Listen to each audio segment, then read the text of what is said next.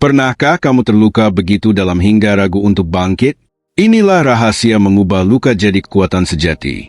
Seseorang pernah melukaimu, bukan sekadar menyakiti hati, tapi menghancurkan kepercayaan, meremehkan harga diri, atau bahkan mempermalukanmu di hadapan orang banyak.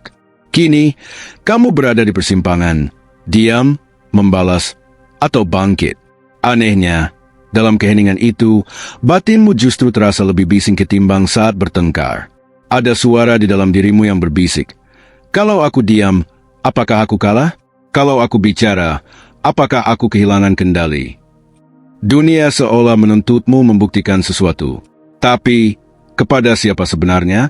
Banyak orang terjebak di titik ini, di antara keinginan menunjukkan kuat dan takut tampak lemah. Padahal, di balik diam yang kelihatan tenang, tersimpan keberanian luar biasa. Keberanian untuk memilih perbaikan, bukan balas dendam. Keberanian untuk berkata dalam hati, aku takkan membiarkan mereka mengubah jati diriku. Stoikisme, filsafat kuno, tak menawarkan kata-kata manis penuh ilusi. Ia membawa keberanian sunyi bahwa balasan terbaik bukanlah melukai balik, melainkan menjadi pribadi yang tak bisa dihancurkan oleh luka itu. Dunia mungkin memuja reaksi cepat, tapi Stoikisme mengajarkan bahwa kekuatan terbesar ada pada pengendalian diri, bukan penguasaan orang lain. Menariknya, psikologi modern mendukung ini. Studi menunjukkan bahwa mereka yang membalas dendam sering terjebak dalam emosi negatif yang berkepanjangan. Sebaliknya, mereka yang memilih menata diri dalam diam, merapikan hidup, memperbaiki arah, dan melangkah mantap, justru menjadi versi terbaik dari diri mereka. Dan tahu apa? Itu menyakitkan bagi mereka yang pernah merendahkanmu. Bukan karena kamu membalas, tapi karena kamu tak lagi sibuk membuktikan. Kamu mulai mencipta. Inilah perjalanan yang akan kita telusuri. Dari luka menuju kendali, dari reaksi menuju tujuan, dari niat membalas menuju kekuatan yang lebih tenang dan mendalam. Tonton sampai akhir agar tak melewatkan inti dari pembahasan ini. Jika topik ini membuka cara pandang baru bagimu, jangan lupa berlangganan agar kita bisa terus berbagi perspektif yang jujur, kuat, dan manusiawi. Yuk, kita mulai. Poin 1. Kebenaran di balik rasa sakit. Pernahkah kamu bertanya, apakah rasa sakit itu tanda ketidakadilan nyata atau hanya ilusi yang dibesar-besarkan oleh harapan yang tak terpenuhi? Manusia sering goyah di antara dua kutub ini. Ada yang terluka karena nilai-nilainya dilanggar, tapi ada pula yang tersakiti karena ego yang ingin diakui. Bayangkan, kamu baru saja dikhianati oleh seseorang yang kamu percayai. Rasanya nyata, bukan? Sesak, menyakitkan. Ada dorongan spontan untuk membalas, untuk membuktikan bahwa kamu bukan lemah seperti yang mereka kira. Tapi, apakah itu solusi sejati, atau justru bentuk lain dari luka yang mencari sorotan? Stoikisme, filsafat berusia ribuan tahun, menawarkan sudut pandang yang lebih damai. Marcus Aurelius pernah menulis, balasan terbaik adalah tidak menjadi seperti orang yang menyakitimu. Ini bukan soal pasif, tapi tentang memilih kekuatan yang tenang, memilih kendali alih-alih impuls, memilih arah alih-alih reaksi. Sains pun sejalan. Penelitian dari University of Virginia menemukan bahwa orang yang membalas dendam cenderung terperangkap dalam ruminasi, mengulang-ulang rasa sakit di pikiran mereka. Mereka tampak kuat di luar, tapi luka di dalam tetap hidup. Sebaliknya, mereka yang melepaskan justru menemukan ketenangan fisiologis, tidur lebih nyenyak, dan fokus kerja meningkat dalam 21 hari. Tapi, bagaimana jika rasa sakitmu bukan soal ego, melainkan karena kamu benar-benar diperlakukan tak adil? Itu sah, rasa sakit itu adalah data, sinyal bahwa batasmu dilanggar, bahwa nilai-nilaimu diinjak. Tapi, inilah titik kuncinya, bedakan antara data dan drama. Data memberi arah, drama hanya memperpanjang luka. Coba luangkan waktu sejenak. Tulis 2 kolom, yang bisa kukendalikan dan yang tak bisa kukendalikan. Di kolom kiri, catat responsmu, batasanmu, pilihan tindakanmu, cara bernapas saat marah. Di kolom kanan, tulis opini orang lain, gosip masa lalu, atau ucapan di belakangmu. Setelah melihat daftar itu, apa yang kamu rasakan? Refleksi sederhana ini sering memberi kejernihan, menunjukkan bahwa rasa sakit tak selalu harus dilawan dengan perlawanan. Kadang, Kejelasan bahwa kamu tak perlu ikut dalam permainan yang merusak justru lebih menyembuhkan. Bayangkan kamu berdiri di depan cermin, bukan untuk memeriksa penampilan, tapi untuk melihat dirimu sebagai saksi. Matamu memancarkan kemarahan, tapi juga menyimpan luka. Kamu tahu siapa yang menyakitimu, tapi kamu juga tahu sesuatu yang lebih penting. Kamu tak akan kehilangan dirimu hanya karena mereka mengabaikanmu. Tanyakan pada diri sendiri, apakah dorongan membalas itu benar-benar soal keadilan, atau hanya keinginan mengembalikan harga diri yang kamu kira hilang? Karena sejatinya, harga dirimu tak ditentukan oleh pelaku, melainkan oleh caramu merespons luka itu. Dalam budaya kita, ekspresi rasa sakit sering dibungkam. Kita diajarkan untuk tidak ribut, untuk sungkan, untuk sabar. Akibatnya, banyak yang memendam, bukan memproses, menyimpan dendam seperti racun yang perlahan menggerogoti. Di sisi lain, media sosial membuka pintu untuk ledakan emosi, klarifikasi publik, sindiran, atau bahkan ajakan massa. Tapi, ada risiko besar, kamu membongkar luka tanpa benar-benar menyembuhkannya. Stokisme relevan di sini. Ia tak menyuruhmu jadi batu, melainkan mengenali rasa sakit sebagai sinyal, bukan identitas. Rasa sakit memang tak nyaman, tapi bukan alasan untuk kehilangan arah. Jika kamu masih ingin membalas, tanyakan dulu, apa yang ingin ku capai? Jika hanya untuk membuat mereka merasakan sakit, kamu masih dikendalikan oleh mereka. Tapi, jika tujuannya adalah menjadi utuh kembali, kamu sedang merebut kendali. Itulah balasan sejati, bukan dengan teriakan, tapi dengan pengendalian diri. Bukan untuk menunjukkan siapa yang salah, melainkan untuk membuktikan bahwa kamu tak berubah hanya karena dilukai. Rasa sakit, pada akhirnya, bukan hanya tentang siapa yang melukai, tapi tentang siapa yang kamu pilih untuk menjadi setelahnya. Poin 2. Balas dendam dengan cara berbeda. Bayangkan kamu duduk sendiri di bangku taman yang familiar. Di kepalamu, memori pengkhianatan, kata-kata pedas, atau sikap dingin dari seseorang yang dulu kamu percayai masih berputar. Tubuhmu diam, tapi pikiranmu bergejolak. Ada dorongan kuat untuk membalas, untuk menunjukkan bahwa kamu juga bisa membuat mereka merasakan apa yang kamu alami. Tapi, berhenti sejenak. Tarik napas perlahan, lalu tanyakan, apakah balas dendam itu benar-benar menyembuhkan, atau justru menjebakmu dalam pola yang sama dengan pelaku? Stokisme mengajak kita mengubah cara berpikir, bukan dengan menekan emosi, melainkan mengarahkannya ke tujuan yang lebih tinggi. Marcus Aurelius menulis, cara terbaik membalas adalah tidak menjadi seperti pelaku. Ini bukan sekadar kutipan, melainkan prinsip yang teruji waktu. Saat kamu membalas dengan cara yang sama, kamu justru memberi pelaku ruang di pikiranmu, energi dalam tindakanmu, bahkan panggung dalam hidupmu. Dengan kata lain, kamu memperpanjang kontrak dengan trauma, bukan menyelesaikannya. Sains pun mendukung. Penelitian psikologi menunjukkan bahwa balas dendam impulsif meningkatkan aktivitas sistem limbik, bagian otak yang mengatur emosi dasar. Alih-alih lega, yang terjadi adalah ruminasi, pikiran yang terus mengulang kejadian buruk. Studi tahun 2008 dari University of Virginia menemukan bahwa mereka yang membalas dendam cenderung memikirkan kejadian itu lebih lama dibandingkan mereka yang melepaskan. Lalu, apakah ini berarti membiarkan begitu saja? Tidak. Ini tentang mengambil alih kendali, bukan menyerah.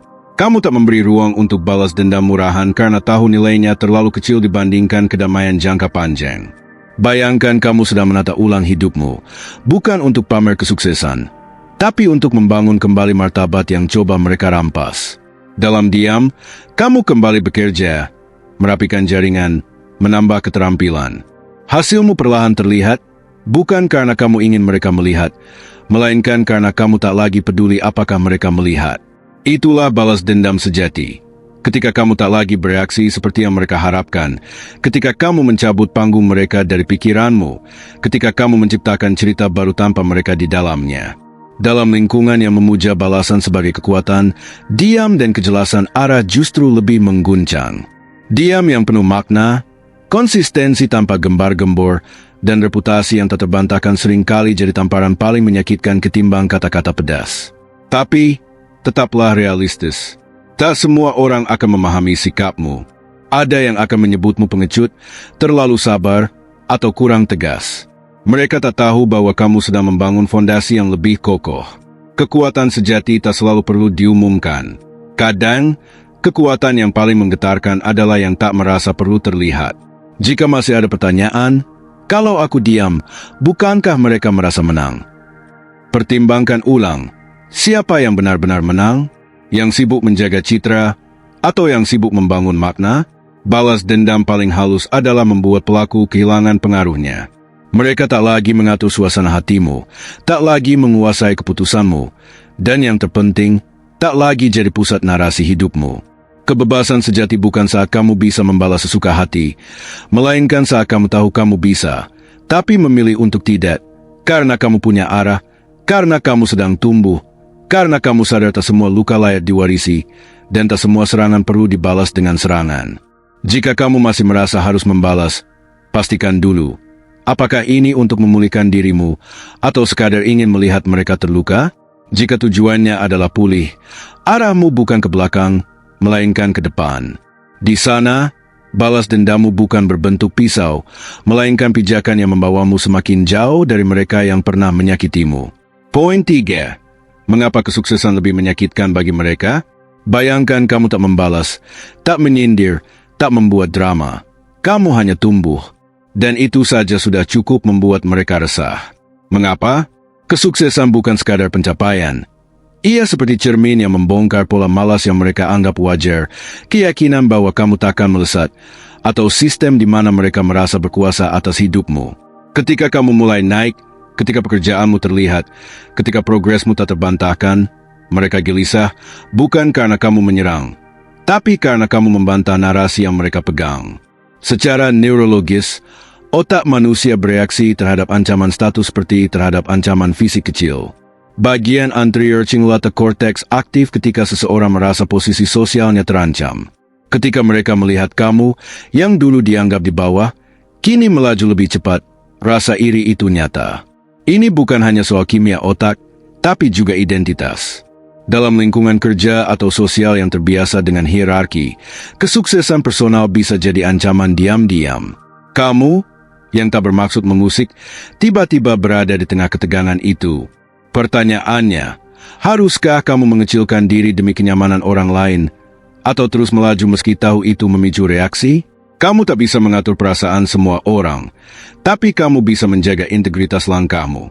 Stokisme mengajarkan bahwa kamu hanya bertanggung jawab atas apa yang ada dalam kendalimu, responsmu, upayamu, dan nilai-nilaimu. Kamu tak bertanggung jawab atas kecemasan mereka yang merasa tersaingi. Tapi, tetaplah bijak. Hindari pamer halus yang justru memperkeruh. Riset menunjukkan bahwa humble brag sering membuat orang menilai kita kurang tulus, malah menambah jarak sosial. Jika ada resistensi, dingin, atau hambatan nyata, tenang. Itu bisa jadi tanda kamu memasuki wilayah baru yang belum mereka terima.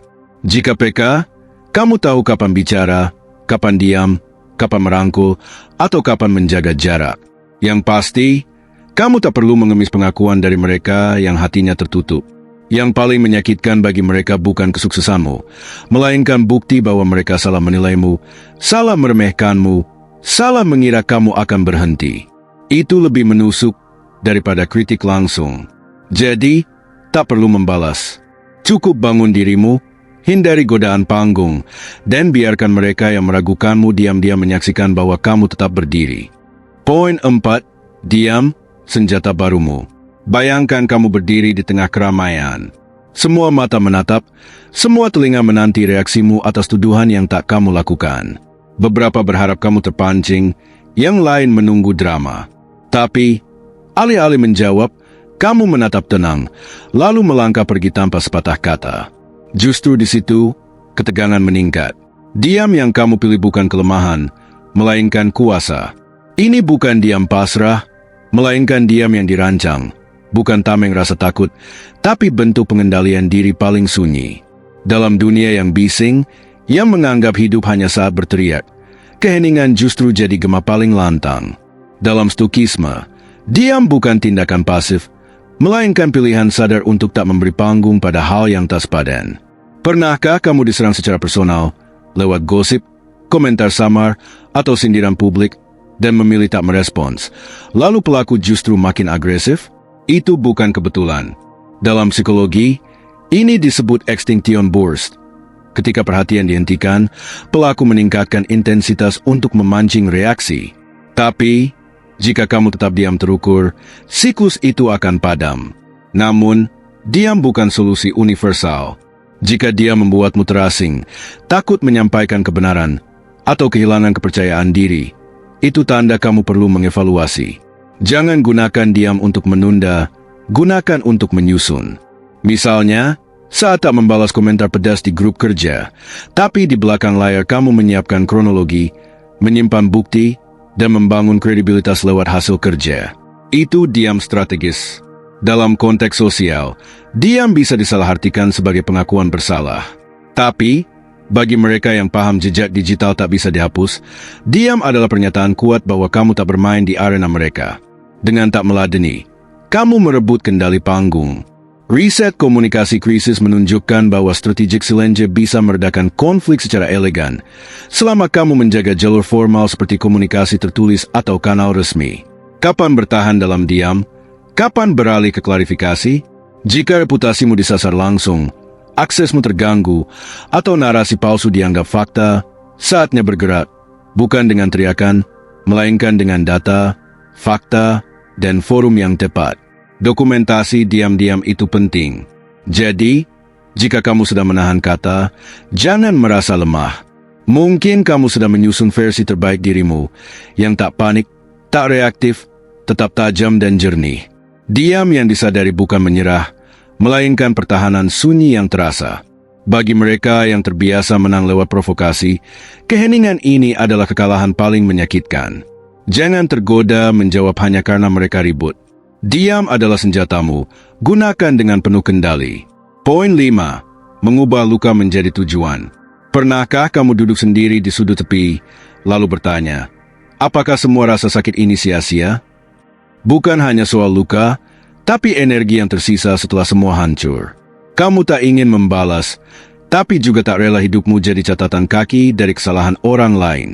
Di titik ini, sebagian memilih melupakan, tapi sebagian lain memilih mengubah arah, bukan untuk membuktikan siapa yang salah, melainkan untuk menjadikan luka sebagai fondasi baru. Dalam stokisme, hanya satu yang benar-benar milik kita, cara kita menanggapi kejadian.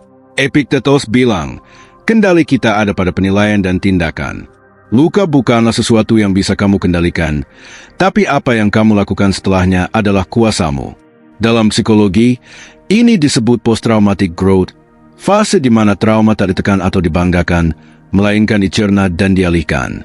Penelitian Tedeschi dan Calhoun menunjukkan bahwa mereka yang mengolah makna dari peristiwa buruk cenderung meningkat dalam hubungan sosial, spiritualitas, dan menemukan tujuan baru.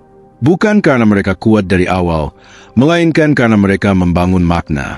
Bayangkan kamu pernah dikhianati, direndahkan, dan dalam diam kamu tak membalas. Tapi, kamu juga tak tinggal diam. Kamu mengikuti kelas malam, membangun portofolio, berhenti mencari validasi dari mereka yang tak menghargaimu.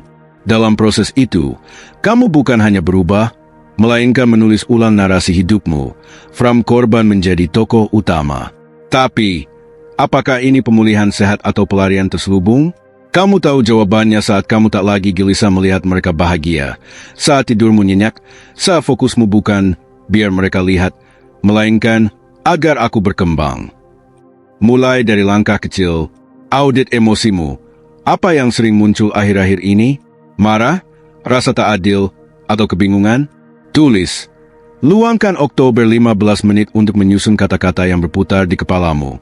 Ini bukan untuk dramatisasi, tapi untuk menyadari bahwa luka bukan kutukan.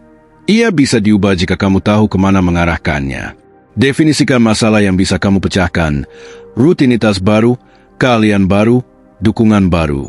Data dari Teresa Amabile dan Stephen Kramer menunjukkan bahwa progres kecil setiap hari lebih kuat memengaruhi suasana hati dan motivasi ketimbang momen pembuktian besar. Jika lukamu berasal dari sistem yang rusak, evaluasi tak adil, atasan otoriter, atau lingkungan toksik, mengubah luka jadi tujuan bisa berarti mendorong perbaikan, seperti mentoring atau usulan proses yang lebih adil. Tapi, pastikan kamu punya data, dukungan, dan prosedur agar keberanianmu tak dituduh sebagai drama. Jika khawatir perubahanmu dianggap pencitraan, ingat, yang konsisten tak perlu menjelaskan. Biarkan waktu dan hasil bicara. Jika kamu masih menyimpan luka, rawat akarnya dulu. Tanya dirimu, apa yang bisa kubangun dari ini, dan siapa yang akan kubantu jika berhasil? Balasan terbaik bukan pada momen pembuktian, melainkan saat luka berubah menjadi arah baru yang tenang dan tak menoleh ke belakang. Poin 6. Bangun kembali tanpa banyak bicara. Bayangkan kamu duduk di sudut meja kerja. Kopi mulai dingin, notifikasi ponsel sepi, tapi hatimu tenang. Bukan karena semua selesai, melainkan karena kamu tahu hari ini tak perlu menjelaskan apapun. Di titik ini, kamu merasa paling hidup. Setelah disakiti, dihianati, atau dijatuhkan, wajar jika kamu ingin menjawab, bukan dengan kata kasar, tapi dengan pembuktian. Tapi, dorongan membuktikan itu sering melelahkan, membuka peluang untuk disalahpahami atau dijatuhkan lagi. Jadi, kamu memilih diam, bukan diam pasrah, melainkan diam yang sibuk bekerja, yang tak mengemis pengakuan, yang tahu kapan bicara dan kapan menunjukkan. Ini bukan sekadar keberanian, melainkan kedewasaan yang tak butuh validasi. Marcus Aurelius bilang, cara terbaik membalas adalah tidak menjadi seperti mereka. Jangan tiru metode mereka. Jika mereka pakai drama, kamu pakai hasil. Jika mereka menyebar cerita, kamu susun strategi, diam-diam. Tapi, jangan naif. Banyak yang khawatir, kalau aku diam, bagaimana jika pelaku terlihat benar? Bagaimana jika hasil kerjaku dicuri? Kekhawatiran itu valid. Tapi, ada beda antara menyembunyikan karena takut dan menyimpan karena menghargai proses. Fokus pada prosesmu membuat sistem sarafmu tenang, cemas bergeser jadi fokus. Riset Amabile dan Kramer menunjukkan bahwa progres kecil setiap hari lebih berdampak pada motivasi ketimbang pujian publik. Kamu tak butuh viral, kamu butuh stabil. Simpan bukti, dokumentasikan, arsipkan, bukan untuk disebar, tapi untuk saat yang tepat. Kamu bukan bersembunyi, kamu sedang membangun diam-diam. Apakah ini membuat mereka menyesal? Mungkin, tapi itu bukan urusanmu. Fokusmu adalah pijakan langkahmu, bukan ekspresi wajah mereka. Strategi menarik adalah kombinasi jaringan kecil pendukung dan portofolio rapi sebagai bukti kerja. Ini seperti tameng dari dua arah, perlindungan emosional dari drama dan pelindung profesional dari narasi yang dipelintir. Jika khawatir kehilangan momen, percayalah, momen itu akan datang saat kamu siap, saat tidurmu nyenyak, saat kamu tak lagi memantau mereka, saat kamu lupa kapan terakhir membayangkan membalas. Itulah tanda pemulihan. Saat kamu pulih, kamu tahu tak perlu tampil hebat. Kamu sudah utuh. Poin 7. Biarkan mereka menyaksikan kebangkitanmu. Bayangkan pagi itu kamu datang lebih awal ke tempat kerja. Tak ada yang menyapa. Tak perlu juga. Laptop menyala, minuman hangat di samping, dan kamu membuka dokumen yang akan mengubah arah hidupmu, bukan untuk dilihat orang lain, melainkan karena ini milikmu. Pelan-pelan, orang mulai memperhatikan. Ada yang bertanya pelan, kamu masih di sini ya? Ada yang diam-diam membuka nama kamu di riwayat chat. Ada pula yang diam, tapi kali ini karena mereka tahu kamu sedang naik lagi. Tapi, tanya dirimu, saat orang mulai melihat kebangkitanmu, apa yang kamu inginkan? Ingin mereka malu? Atau ingin mereka tahu kamu tak tumbang? Atau, apakah ini hanya tentang menegaskan bahwa kamu masih ada? Pertanyaan itu tak mudah, tapi harus dijawab. Banyak yang jatuh bukan karena tak mampu bangkit, melainkan karena kebangkitannya diarahkan ke panggung yang salah, menjadi teater pembuktian yang haus sorakan, bukan proses tenang dan stabil. Stokisme menawarkan kerangka sederhana. Bangkitlah untuk merawat karakter, bukan memamerkan luka. Marcus Aurelius bilang, balasan terbaik adalah tidak menjadi seperti mereka. Tapi, realitas tak selalu sederhana. Dalam ekosistem sosial, diam sering dianggap salah, muncul terlalu cepat dianggap cari muka, dan tampil di saat yang berpatan dianggap sengaja.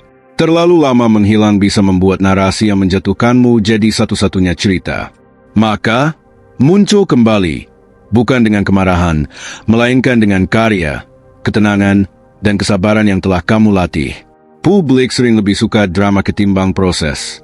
Kebangkitanmu bisa disalahartikan sebagai pamer atau dendam. Itu wajar karena sebagian orang hanya melihat dari lensa mereka.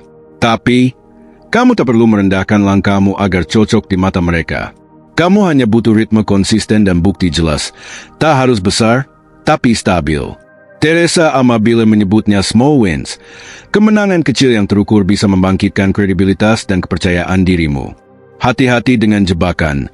Rasa ingin tahu apakah mereka menyesal. Jika tak waspada, kamu akan kembali jatuh karena menaruh hidupmu di tangan opini mereka. Cukup hadir, tak perlu menjelaskan semuanya. Simpan klarifikasi untuk situasi penting yang bisa dibuktikan. Jika tak ada yang menepuk bahumu, tapi kamu merasa cukup, itulah kemenangan sejati. Saat kamu merasa cukup, orang mulai melihatmu. Tapi kali ini, kamu tak lagi berusaha agar dilihat. Kamu hanya berjalan di jalurmu, tak untuk dipuji, tak untuk mengingatkan masa lalu, tapi untuk hidup penuh dan utuh. Poin 8. Kamu tak berutang apapun. Pikirkan sejenak. Siapa yang membuatmu merasa berutang sesuatu? Padahal, yang mereka beri bukan kasih, melainkan luka. Apakah karena mereka pernah hadir di masa krusial, atau karena mereka sempat jadi sandaran sebelum mengguncang batinmu? Rasa berutang sering muncul bukan dari kewajiban moral, melainkan dari rasa sungkan, ekspektasi sosial, atau rasa bersalah yang disuntik secara halus. Seseorang bisa berkata, "Kalau bukan karena aku, kamu tak akan seperti sekarang." Kalimat itu membajak arah hidupmu. Stoikisme, lewat Epictetus, menegaskan bahwa yang kita kuasai hanyalah pilihan kita sendiri. Kita tak berutang pada opini, pujian, atau keinginan orang lain. Kewajiban kita adalah menjaga integritas, bukan memuaskan ekspektasi. Bayangkan kamu sudah bangkit dari masa gelap, tapi ada pihak yang menunggu, bukan untuk mendukung, melainkan untuk menarikmu kembali ke peran lama. Si berhutang, si patuh, si tunduk demi diakui. Di titik ini, kamu harus memilih, menyerahkan kendali demi damai semu, atau berdiri tegak meski kehilangan validasi. Kita sering menyamakan rasa terima kasih dengan hutang. Padahal, terima kasih yang tulus tak harus diikat kepatuhan. Kebaikan tak berarti harus dibayar dengan tunduk seumur hidup. Dalam budaya timbal balik, ini bisa jadi alat tekanan manipulatif, tak diucap eksplisit, tapi terasa lewat sindiran atau narasi publik. Ini bukan hanya dinamika personal, tapi juga soal sistem sosial yang mengajarkan bahwa baik berarti bisa dikendalikan. Menolak tunduk sering dianggap membangkang, padahal itu kemerdekaan otentik. Sisi emosionalnya lebih dalam. Kita sering merasa berutang karena takut ditinggal atau dianggap tak tahu diri. Tapi, memutus utang emosional semu adalah menyelamatkan diri dari ilusi keterikatan. Jika ragu, perhatikan tanda-tandanya. Gelisah saat menolak permintaan mereka, merasa bersalah tanpa alasan, atau tidur terganggu karena bayang-bayang mereka. Itu sinyal hubungan tak sehat. Mulai dengan audit kecil. Tulis siapa yang membuatmu terkuras. Tanyakan apakah hubungan ini memberi ruang untuk tumbuh, lalu tetapkan batas sederhana tanpa menjelaskan berlebihan. Dalam sistem kompleks seperti lingkungan kerja, gunakan jalur formal, dokumentasi, prosedur resmi. Ini bukan soal melawan, melainkan menjaga diri secara elegan dan taktis. Mengatakan, "Aku tak berutang apapun," bukan pembangkangan, melainkan pernyataan bahwa kamu menghargai dirimu. Tak semua orang pantas mendapat klarifikasimu atau masuk ke ruang sembuhmu. Ketenangan terbaik datang dari keberanian menetapkan batas, lalu melangkah tanpa kebencian atau penyesalan. Poin 9. Jadilah badai. Pernahkah kamu berada di titik di mana semua kata terasa sia-sia? Klarifikasi dipelintir, diam dianggap mengiyakan. Godaan muncul, haruskah aku membalas keras? Tapi, bagaimana jika balasan terbaik bukan bentakan atau pertarungan terbuka, melainkan badai yang tak berisik, cukup kuat untuk mengubah arah tanpa meminta izin? Badai di sini bukan amukan ego, melainkan pembersihan luka, penataan ulang arah tanpa menunggu persetujuan pelaku. Lihat ke belakang, semua luka, ketidakadilan, perendahan yang membuatmu mempertanyakan harga dirimu. Apakah kamu ingin hidupmu berputar di sekitar itu, atau menjadi badai yang mengarahkan kapalmu sendiri? Stoikisme mengajarkan bahwa balasan terbaik adalah menjadikan luka sebagai alasan bertumbuh. Marcus Aurelius bilang, balasan terbaik adalah tidak menjadi seperti mereka. Saat kamu terjebak dalam skenario mereka, kamu menang, bukan karena mereka kalah, melainkan karena kamu tak lagi bermain di permainan mereka. Riset psikologi menunjukkan bahwa melampiaskan dendam meningkatkan ruminasi, membuatmu merasa lebih buruk. Sebaliknya, menahan lalu menyalurkan energi ke arah bermakna membawa ketenangan. Tapi, menjadi badai tak tanpa risiko.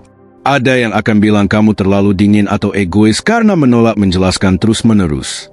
Dalam budaya yang menghargai keterbukaan tapi cepat menghakimi, menutup akses demi martabat sering disalahpahami. Tapi, kamu tak wajib menyenangkan semua orang. Kamu hanya butuh kejelasan arah. Mulai dengan peta risiko. Apa batasan yang harus dijaga? Ruang aman untuk melangkah? Siapa yang bisa dipercaya? Dan mana yang perlu dibatasi? Cabut atensi dari pelaku, kurangi interaksi, abaikan kebutuhan menjelaskan. Ini bukan pelarian, melainkan disiplin. Dalam psikologi perilaku, menentikan perhatian pada pelaku memicu extinction burst, tapi setelah itu, diam akan memenangkanmu. Tak perlu buru-buru menampilkan kemenangan, biarkan hasil kerjamu bicara. Imagine kamu duduk di ruangan yang dulu penuh tekanan, tapi kini tak ada keributan, tak ada permintaan maaf, hanya kamu, diam, sadar, dan utuh. Semua tahu kamu telah bangkit, tapi kamu tak lagi butuh sorakan. Apakah kamu siap berhenti menjelaskan dan mulai menjadi? Badai tak meminta izin. Ia bergerak, mengubah segalanya, membersihkan jalan pulang ke dirimu yang sejati. Kesimpulan, balasan terbaik. Bayangkan kamu berdiri di depan cermin, tak hanya melihat wajahmu, tapi jejak perjalananmu. Luka-luka kini jadi garis peta, ada yang samar, ada yang masih merah. Tapi, kamu bukan lagi orang yang sama. Setelah luka, sunyi, kerja diam-diam, dan badai yang kamu kendalikan, muncul pertanyaan, apa balasan terbaik? Jawabannya bukan menang atas mereka, melainkan menang atas dirimu sendiri. Balasan terbaik adalah berdiri tenang dengan martabat yang tak bergantung pada siapa yang melihat.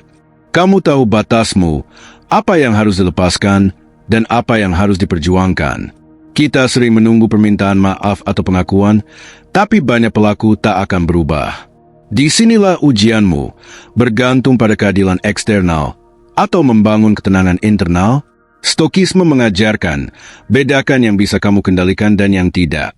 Rasa hormat atau penyesalan mereka bukan kuasamu, tapi sikapmu hari ini sepenuhnya milikmu. Secara psikologis, melampiaskan dendam meningkatkan ruminasi, mengganggu tidur, dan memperburuk mood. Penelitian Carl Smith menunjukkan bahwa mereka yang membalas justru merasa lebih buruk ketimbang yang memilih diam. Sebaliknya, fokus pada disiplin diri, menjaga jarak, dan pertumbuhan meningkatkan kualitas tidur dan kejernihan keputusan. Alih-alih bertanya, bagaimana biar mereka sadar? Tanyakan, apa yang bisa kubangun hari ini tanpa terganggu mereka? Ini bukan pasrah atau memaafkan demi terlihat mulia, melainkan penguasaan, memilih yang layak diperjuangkan dan yang lebih baik ditinggalkan. Kadang, kamu perlu memperbaiki sistem dengan klarifikasi proporsional atau dokumentasi. Kadang, cukup tetapkan batas dan keluar dari ruang tak sehat. Gunakan alat sederhana, lacak progres kecilmu, tidurmu, ruminasi per hari, kualitas relasimu. Itu barometer keutuhanmu. Jika kamu masih terobsesi dengan reaksi mereka, kembali fokus ke dalam.